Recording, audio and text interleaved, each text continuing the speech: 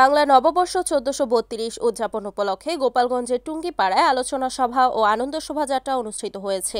দিবসটি উপলক্ষে উপজেলা প্রশাসনের আয়োজনে আলোচনা সভা ও শোভাযাত্রা অনুষ্ঠিত হয়। সভায় উপজেলা নির্বাহী কর্মকর্তা ইউএনও মোহাম্মদ মইনুল হকের সভাপতিত্বে থানার ওসি খোরশেদ আলম, প্রকল্প বাস্তবায়ন কর্মকর্তা আব্দুল হান্নান, মহিলা বিষয়ক কর্মকর্তা শ্রীময় বাগচি সহ উপজেলার বিভিন্ন দপ্তরের কর্মকর্তাবৃন্দ বক্তব্য রাখেন।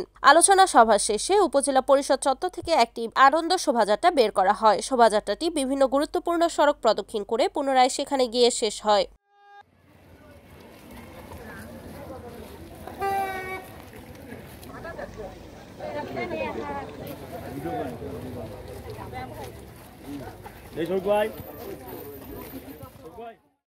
রিপোর্ট হাবিবুল্লাহ খান হাবিব, NAN টিভি, গোপালগঞ্জ।